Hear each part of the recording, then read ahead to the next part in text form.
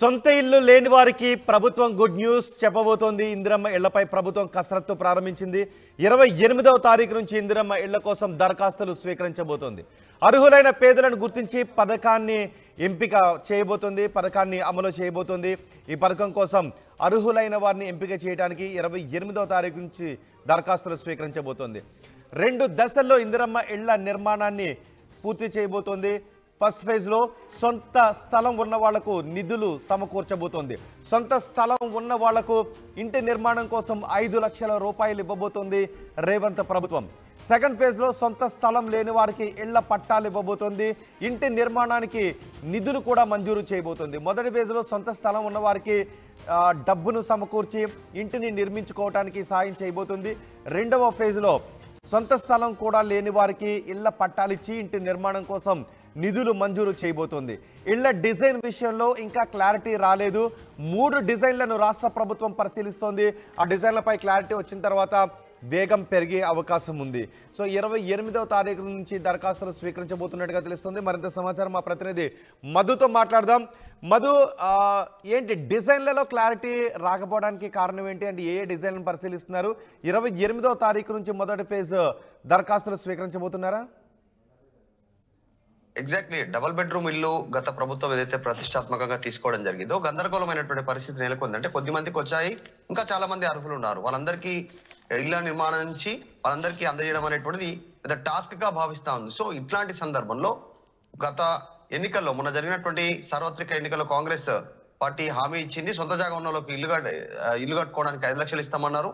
ఇల్లు జాగా లేని వారికి జాగా ఇచ్చి ఇల్లు కట్టుకోవడానికి 5 లక్షలు ఇస్తామన్నారు. సో ఇది చాలా ఈజీగా ఉంటుంది, పూర్తిగా భారం ప్రభుత్వం మీద పడకుండా ఉంటుంది. అంటే టైం ఎక్కువగా అవసరం ఉండదు. వారికే డబ్బులు ఇవ్వడం ద్వారా వారే ఇళ్ల నిర్మాణం చేపట్టుకుంటారు. దానివల్ల ప్రభుత్వం అబాసు పాలు కాదు అనేటువంటిది ప్రభుత్వం భావిస్తా ఉంది. అందులో భాగంగా ప్రతిష్టాత్మకంగా తీసుకుంది.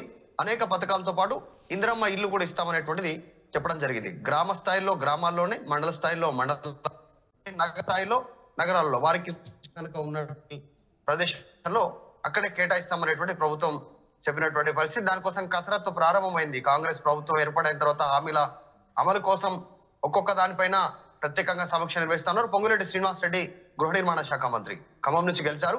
సో ఆయన దీనిపైన ఒక స్పష్టతను ఇచ్చే ప్రయత్నం చేశారు. త్వరలోనే ఇళ్ల జాగాలు ఉన్నటువంటి వారికి ఇల్లు కట్టుకోవడానికి డబ్బులు ఇవ్వబోతా ఉంది అనేటువంటిది. నిజంగానే డిజైన్ సంబంధించి ఇందిరమ్మ ఇళ్ల నిర్మాణం ఎలా ఉండాలి? గతంలో కాంగ్రెస్ ప్రభుత్వంలో ఉన్నప్పుడు ఇందిరమ్మ ఇల్లు ఇప్పటికీ ఉన్నాయి, కాకపోతే అది సింగిల్ రూమ్ తో ఉన్నాయి.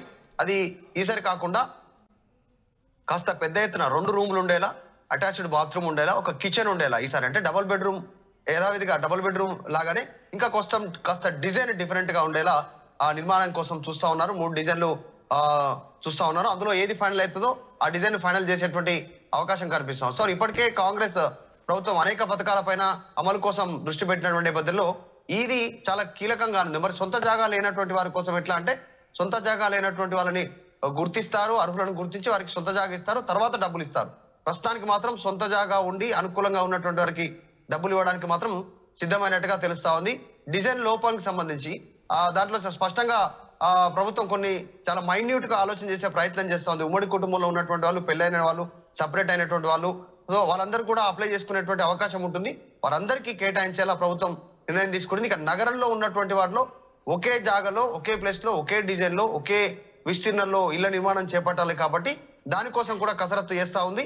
సో ఇంటి జాగాల కోసం ప్రభుత్వ భూములు ఎక్కడ ఉన్నాయి, ఎక్కడ లేని చోట ఎక్కడైతే భూ సేకరణ చేయొచ్చు ఇళ్ల నిర్మాణం కోసం అనేటువంటిది దానిపైన దృష్టి పెట్టింది, అధికారులకు ఆదేశాలు ఇచ్చింది. రైట్ మధు, ఇందిరమ్మ ఇళ్లపై ప్రభుత్వం కసరత్తును ప్రారంభించింది. 28వ తారీఖు నుంచి ఇందిరమ్మ ఇళ్ల కోసం దరఖాస్తులు స్వీకరించబోతోంది. అర్హులైన పేదలను గుర్తించి పథకాన్ని అమలు చేయబోతోంది. 2 దశల్లో ఇందిరమ్మ ఇళ్ల నిర్మాణాన్ని చేపట్టాలి అని ప్రభుత్వం నిర్ణయిస్తోంది. ఫస్ట్ ఫేజ్లో సొంత స్థలం ఉన్న వాళ్లకు నిధులు సమకూర్చాలి అని అనుకుంటోంది. తద్వారా వాళ్లే సొంతంగా వాళ్ళ స్థలంలో ఇల్లు కట్టుకోవటానికి ప్రభుత్వం సాయం చేయబోతోంది. ఇక సొంత స్థలం ఉన్న వాళ్ళకి ఇంటి నిర్మాణానికి డబ్బులు ఇస్తుంటే, సొంత స్థలం లేని వాళ్లకు ఇళ్ల పట్టాలిచ్చి వాళ్లకు నిధులను కూడా మంజూరు చేయబోతోంది. తద్వారా ప్రభుత్వం కేటాయించిన స్థలంలో వాళ్ళు ఇల్లు కట్టుకోవటానికి ప్రభుత్వం సాయం చేయబోతోంది. దీనికి సంబంధించి విధి విధానాలు రూపొందించబోతోంది. ఇవాళ డిజైన్ విషయంలో క్లారిటీ వచ్చిన తర్వాత దీనిపై మరింత వేగాన్ని పెంచే అవకాశం ఉంది. ఇళ్ల డిజైన్ విషయంలోనే ఇంకా క్లారిటీ రాలేదు అని తెలుస్తుంది. 3 డిజైన్లను ప్రభుత్వం పరిశీలిస్తోంది. చూద్దాం ఏ డిజైన్ను ఫైనలైజ్ చేస్తుంది అనే విషయానికి సంబంధించి 28వ తారీఖు నుంచి మాత్రం దరఖాస్తులు ఆహ్వానించబోతున్నట్టుగా తెలుస్తోంది.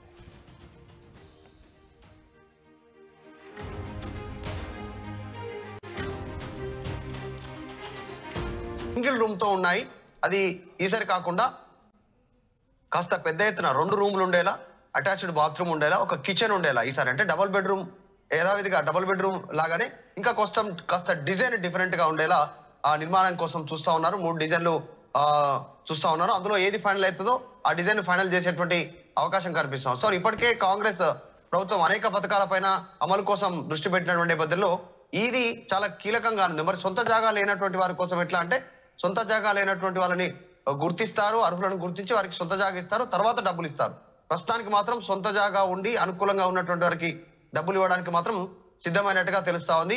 డిజైన్ లోపానికి సంబంధించి దాంట్లో స్పష్టంగా ప్రభుత్వం కొన్ని చాలా మైన్యూట్ గా ఆలోచన చేసే ప్రయత్నం చేస్తా ఉంది. ఉమ్మడి కుటుంబంలో ఉన్నటువంటి వాళ్ళు, పెళ్ళైన వాళ్ళు, సపరేట్ అయినటువంటి వాళ్ళు, సో వాళ్ళందరూ కూడా అప్లై చేసుకునేటువంటి అవకాశం ఉంటుంది.